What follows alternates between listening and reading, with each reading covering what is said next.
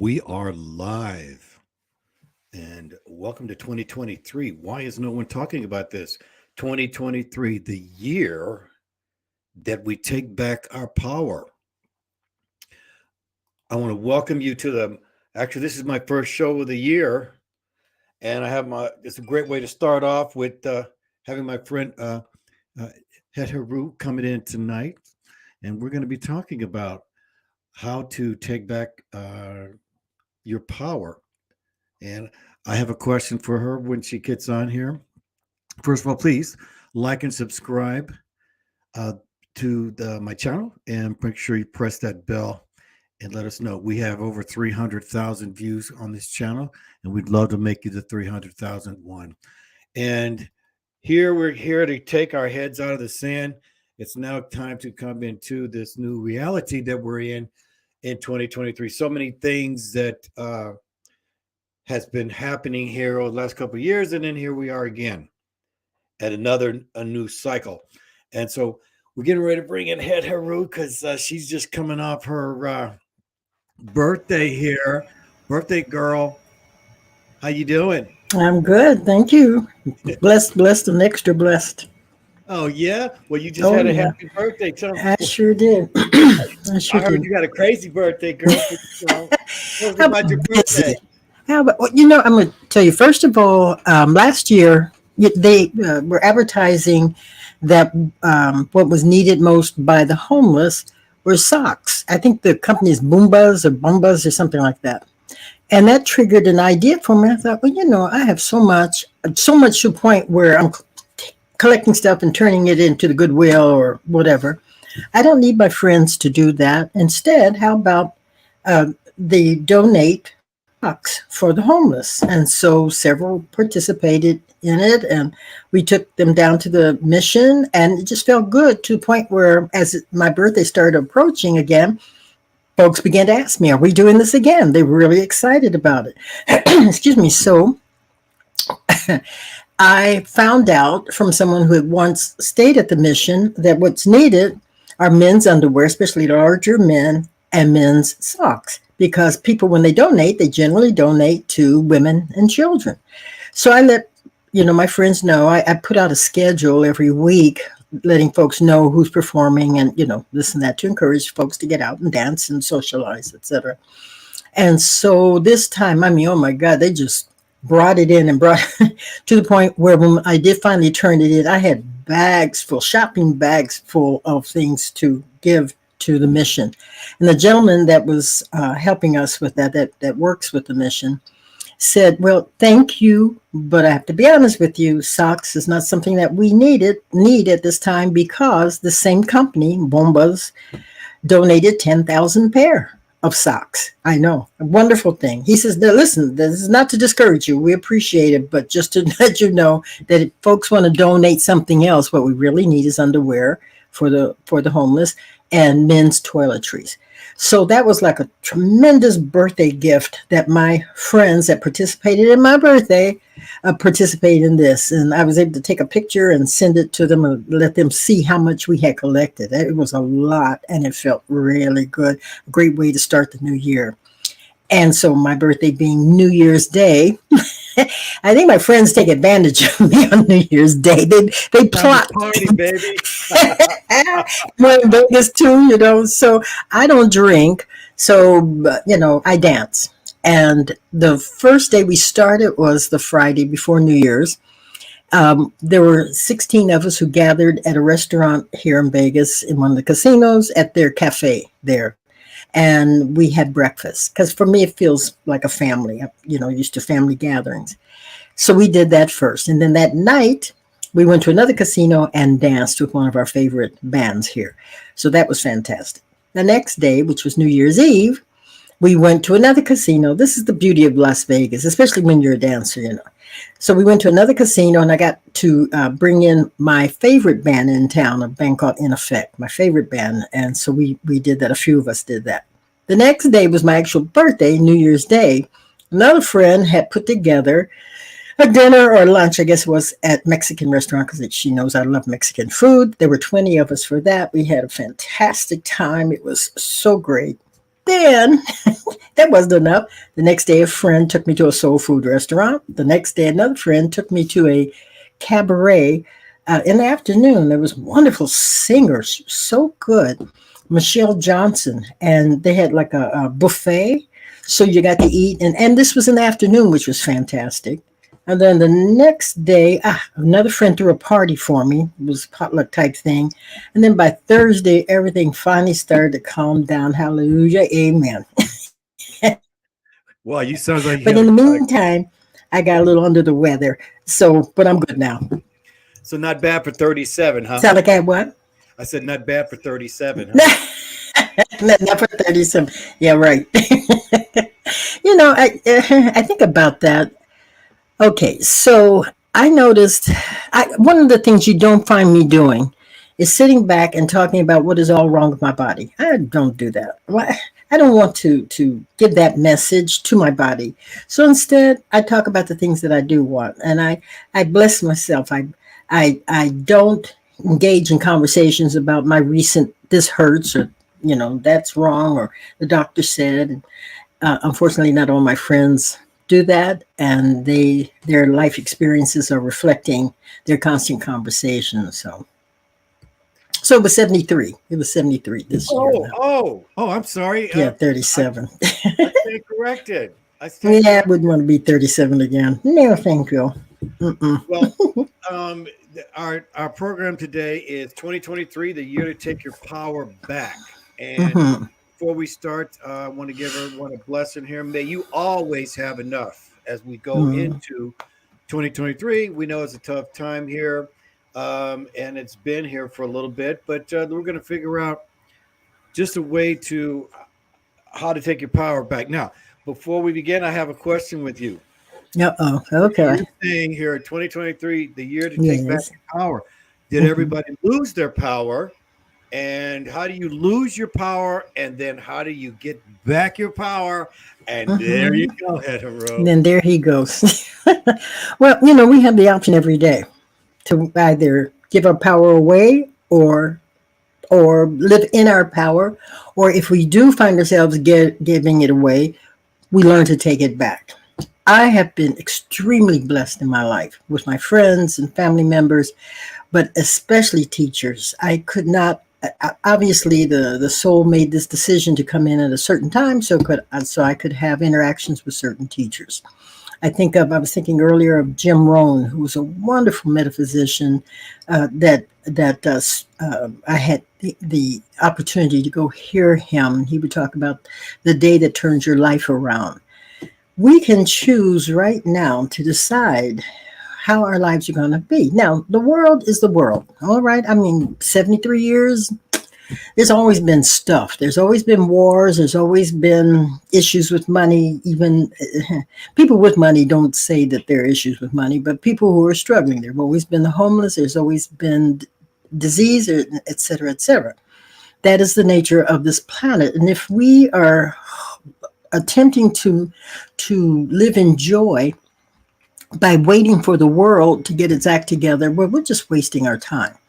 So I had another teacher. He was an esoteric astrologer. His name was Frank Evans. Frank passed away a number of years ago.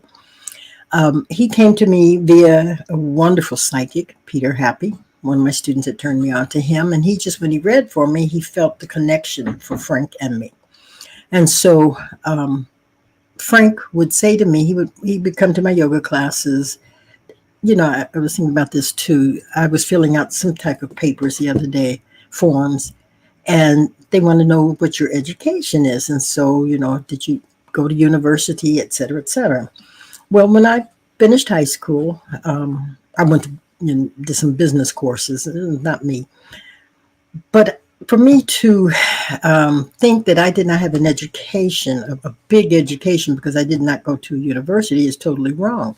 The Harriman Studio of Yoga was the most incredible university I could have ever chosen to go to, because I had students that came from all over the world, all shapes, all sizes, all inclinations, et cetera, et cetera. And so I learned a lot about humanity with that yoga studio. And one of the things that happened for me was Frank coming into my life. Frank was an esoteric astrologer. Now, what do we mean by esoteric? It's the studies that we get involved in that are not the usual directions, not the usual math or history or this or that. My nature was to seek information that came from different sources that would have been presented to me before. Excuse me. And it wasn't enough for me. It didn't answer.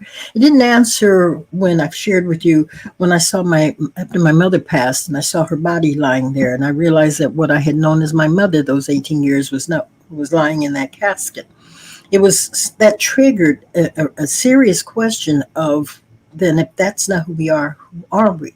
It didn't. The subjects I had studied in school or even in church for me did not answer why I had the ability to hear people's thoughts. I'm clairaudient. I had to take this school of esoteric sciences to learn what that meant, and not to think of myself as some type of freak or whatever, because I had that ability. I remember my mother, bless her heart, was never totally comfortable with this child that she had, her different child, who could tell her things.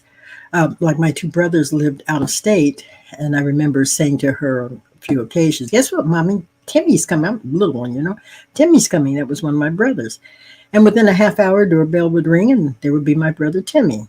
So, I mean, it was just things like that today's world tells a child that there's something wrong with you. You're not really seeing your playmates, that the adults don't see, but yes, they do see, because everything is energy.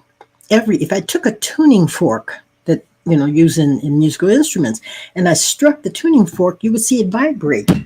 Well, that's the way we are. We vibrate. We vibrate in different dimensions. We're not just these physical beings that are being punished by being on planet Earth at a difficult time.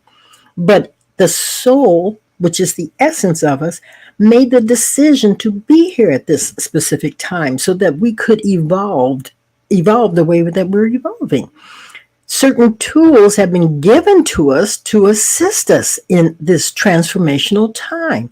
Not a time for us to be freaked out and scared and giving our power to politics or to our government, to constant fear tactics. The TV, I love TV. I've always have. However, I have learned how to watch TV because it's one of the biggest instruments to give your power up to, especially something called the news. The news is not designed to give you information that inspires you, that makes you hopeful, because it's not, unfortunately, what people want. People like drama.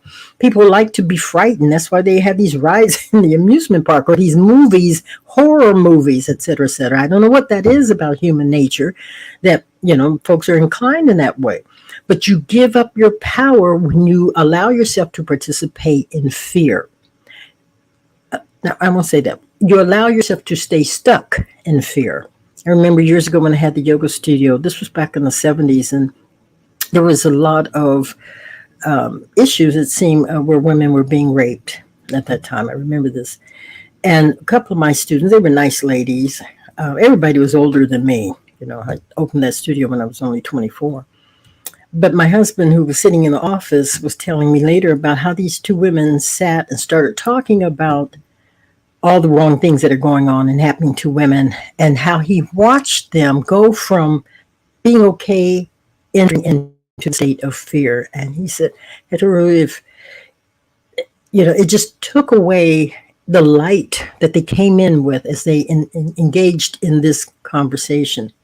In the morning, I'll watch maybe 3 minutes of the news. I want to just get a gist of what's going on. It's generally the same stuff. So they're lucky they get 3 minutes of me, because I would rather focus on something that empowers me, not take my power away from me by offering something to be fearful of. Now, yes, I know it's an awful situation going on in California right now. I can remember times living in California where we had these torrential rains, and folks who live in the canyons there, mudslides and fires, etc. What's interesting about that were the people that, as soon as all of that settled, they'd turn around and go right back into the canyons, build their homes again. So there was something about it, even though they were having a difficult situation, it didn't stop them from going back into it. When we see things like that, or the war in what's it called? You know, the war that with Russia and Ukraine, the Yeah. best we can Okay. do is to pray for these people, that we pray for the right and the best resolution for this, not give our fear over to it. Even if you engage in anger, use the anger in a constructive way. Don't stay stuck in it. Recognize that a button has been pushed. Recognize, why is that button pushed and what can you do about it? And one of the best ways that you can assist in changing this world in which we live, taking back your power, is by affirming the truth. Now, I was talking about Frank, the esoteric astrologer. Frank came to me when I was going through my Saturn return. All right, so I am a light student of astrology. Before you go, Mhm. before you go, Okay. I wanted to address a couple of things here because you said two words that they kind of go hand in hand, and fear and anger. Okay, Hmm. there's literally a fine line between the two of those. I You agree. could some could make them the same. Hmm. What they do. So there's righteous anger, but I don't think there's ever righteous fear. Okay, fear automatically takes literally a 30% of your energy away, like immediately. It Hmm. brings you down. It takes you out of the moment, and I think that where a lot of people are right now is caught up between the fear and the anger. Now, in your opinion, would you Hmm. say that fear and slash anger, is that what takes away somebody's power? Is that Definitely. the opening act of that? Okay. Definitely. Sure. Yeah. And then how does one person here, they descend into that Het-Heru? So people they ascend or descend into that. I would call it myself as descending down instead of going upward down. Okay. So now if someone's in a free fall, all right, which a lot of people I think are. Now, again, we have this thing where the young people, it's so much more complicated, although it was complicated for us, but it doesn't seem that it seems more complicated for them because they have so many things to artistically express each other. So if with someone who's spiraling in that, what, how do they catch themselves to start back up in that process, back up to getting their power back as we're coming into 2023? I know what helped me was affirmation, by speaking how I wanted my experience to be, not what I was experiencing in the moment.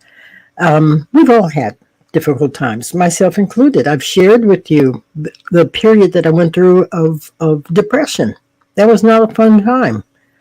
My husband would come home and find me at the foot of the bed with covers all over me, or in the closet, back in the clothing closet there. I was hiding, and I was fearful. And I didn't know what to do. I kept waiting for something outside of myself to come along and make that change for me. That went on for a long time, way too long. And then I got one of those inner messages that I was the one creating this depression. Therefore, I was the one that was going to have to change it if I wanted a different experience. What it did for me, I had an option. My option could have been to ignore that and stay stuck in that depression. I remember Dr. Sue Sicking in Santa Monica said depression was something inside pressing to get up, and that's very true. I was suppressing uh, my actual nature by attempting to be somebody I wasn't. Number, I was so into emulating my yoga teacher, who, was several years older than I, and an incredible person. I had done so much, but I was only 19 when I met her, 19, 20. And so that's what you do. You emulate your teachers. But it got to a place in my life where I couldn't do that anymore because I was not Indra Devi. Yeah, I was Het-Heru. My life experiences have been different than her life experiences. My path. My path has been different. Even when I decided to close a yoga studio, she found out about it and she reached out to me. Why did you do that? Okay, this was perfect for you, but it wasn't the right direction for me anymore. I had to do something else, and eventually, Het-Heru's chamber came into the experience. So what I learned, with the path that it took me, I worked at it. Okay, please understand, this is not something like you go to sleep one night and you wake up the next morning and everything's, as they say, coming up roses. You work anything that you want in life. And if it's worthwhile, you work for it to get it, but it's worth it. I will never regret the time and energy I put into this, because I was struggling for my health, mentally, emotionally, and physically. And so I started studying. The path of metaphysics is what worked for me. I studied all the great metaphysicians. I found their books. I read their books. I went to metaphysicians like Dr. Joseph Murphy, who wrote The Power of Your Subconscious Mind. Incredible man. How fortunate I was that I was living in Los Angeles at the time and he was there. Reverend Ike. I remember when a friend suggested that I go hear Reverend Ike, who happened to be in town for several months. And he says, well, I think the greatest of all these metaphysicians is Reverend Ike. And I said, what? I said, he's awfully materialistic, isn't he? He says, well, I can understand why you would think that, but go hear him. That was a blessing. Yes. Oh, I remember Reverend Ike. Yeah. I go back that way. In my opinion, ladies and gentlemen, and I want to address just on a couple of topics that Het-Heru just said.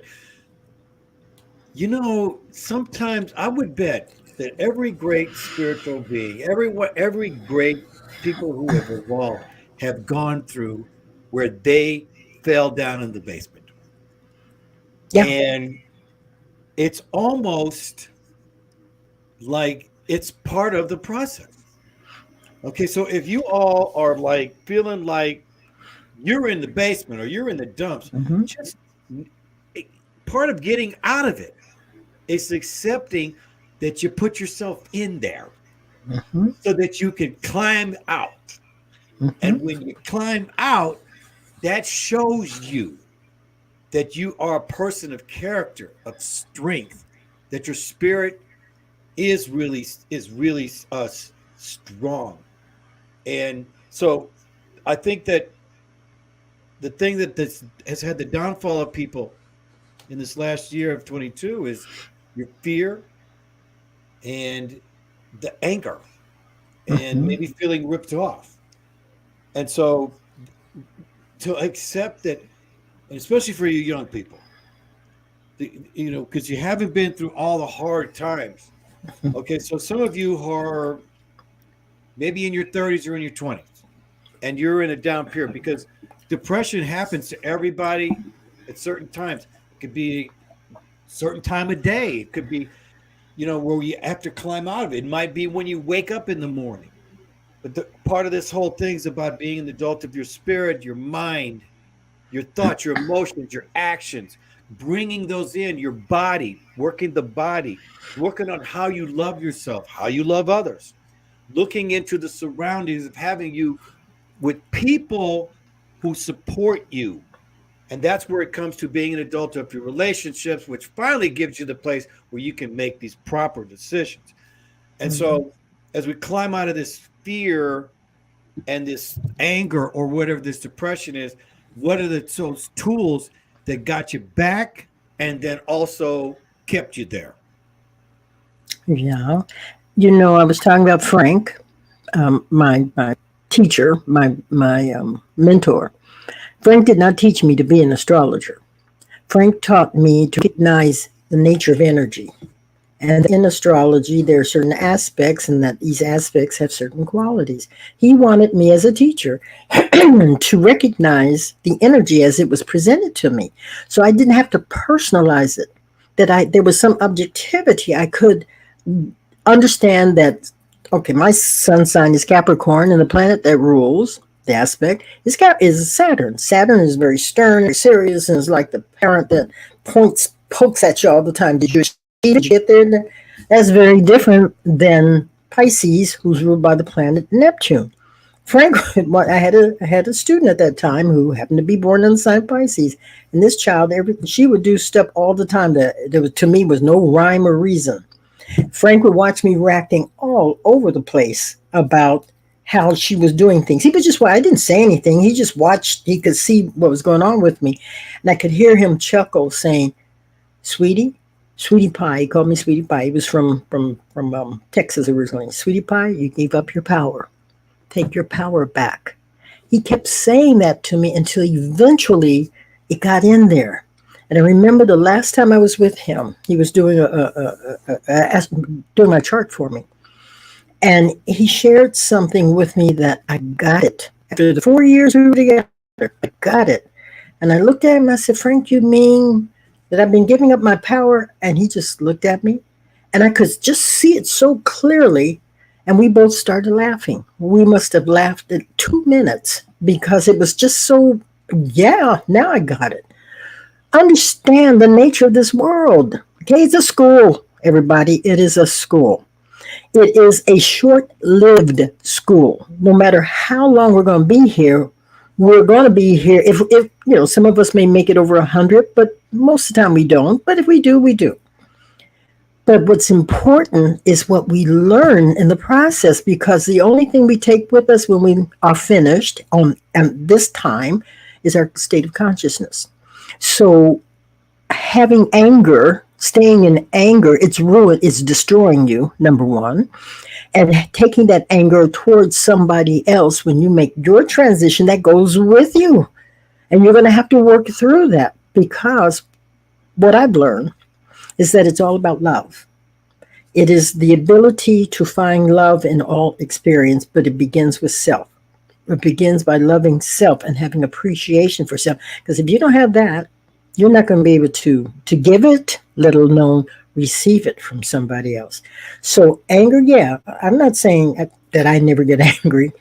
Anybody who knows me, especially with the Scorpio rising, know that I can get angry. However, I also know to work through it.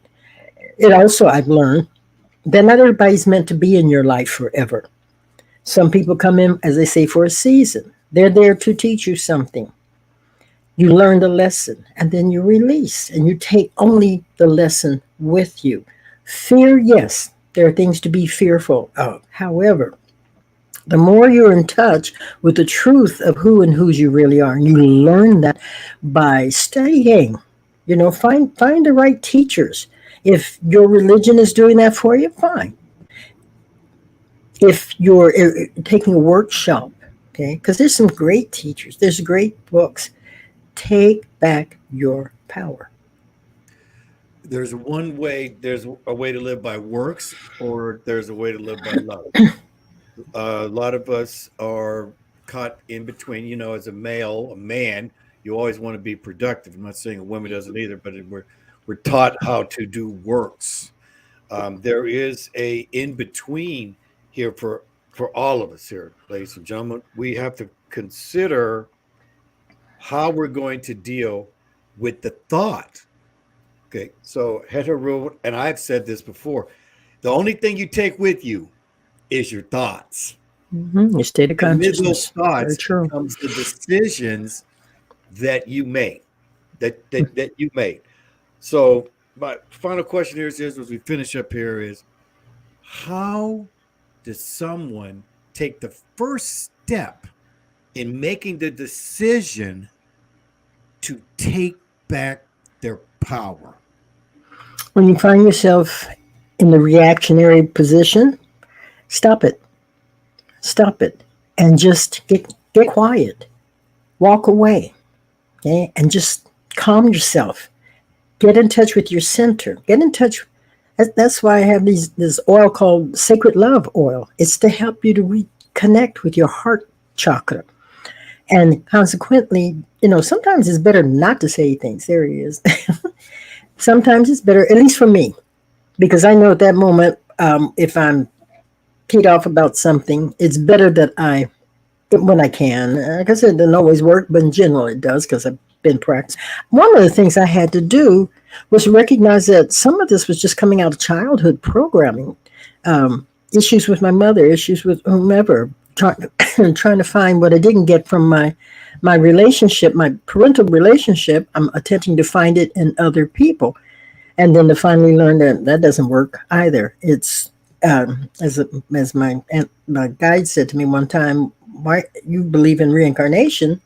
If you believe in reincarnation, then you believe that you've had several mothers. And why are you so angry with this one? And I realized it wasn't about her, it was about me. It was what was I giving my power over to that I felt this person has to act a certain way in order for me to find peace, to find love, to find joy. Okay. So when you're in this you're in a reaction state and it's coming off as anger or fear, pull your power back in. Affirm, use the power of affirmation. Every I day. am a sacred loving being. So we didn't get, I want to put this little plug in here again. I brought up the your essential oils, which has been called to. So give well, what would the essential oil that you would suggest to get started? Um, Kepara. Kepara. Kepara is the third chakra, and that's the chakra for peace and tranquility. And it's a there, wonderful scent. It really is one of my favorite scents. So it works with the solar plexus. That's where we transmit and receive energy. And so Kepara helps us to move back into a calming state. I have to tell you something real quick. We got a second? yep.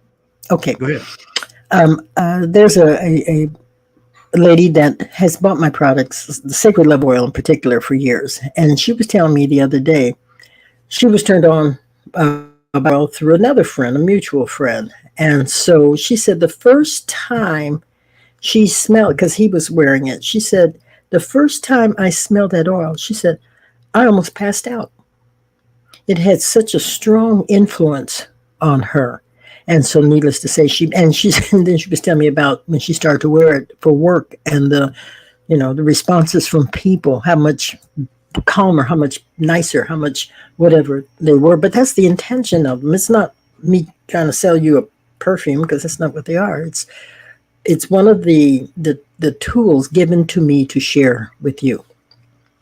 Without a doubt, uh, her essential oils are tool, and it's a tool of smell. And it's interesting that one of her friends here fainted, you know, because of the aroma. I've been using her essential oils for about 15 years now. I'm going to be getting on. You got to get me on head on with Michael, and on TikTok we're going to be going live, and I'm going to be uh, giving out samples on some of Het-Heru's essential oils. So you better get over there when I come live, and we're going to have some giveaways here too. So it's just so exciting to get you here on the first of the year. It was a great show, My as pleasure. usual, and I appreciate you so much, Het-Heru. And we've done a number of shows here, and it just seems like we're always just scratching the surface. So Yeah. thank you so much again. I'm just glad you had your 37th birthday. Is it Jack Bendy He's, still with he's you? dyslexic. Thank you, Het-Heru. We My appreciate you. pleasure, darling. Take Yeah. care, everybody. Happy New Year to you. So, ladies and gentlemen, again, I want to go back to uh, her sacred oils.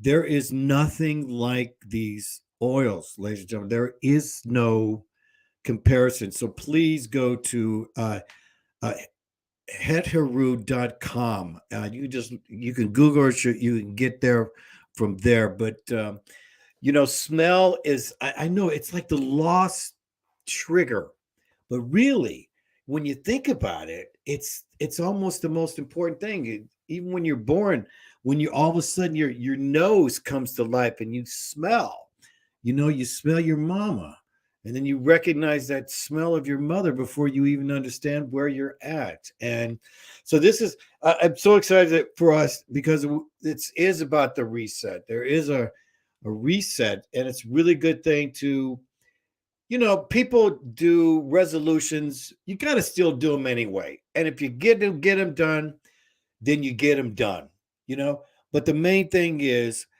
for here is from my thing is that may you always have enough. May you always have enough. It almost seems like we all have to have, uh, you know, tons of stuff. But really in life, this is one of the expressions of living in the moment. Now I'm going to be going. We're going to be talking about the year. There's so many things going on. I can't wait to get to the next show. But I really wanted to do my first opening here with Het-Heru as we do 2023. So thank you so much. I'm going to see you on the next broadcast tomorrow, and I appreciate you coming in. Those who are coming in now, and those who are coming in months from now. This message will always apply. Always. May you always have enough. Thank you again, Het-Heru, for being on the show. See you next time.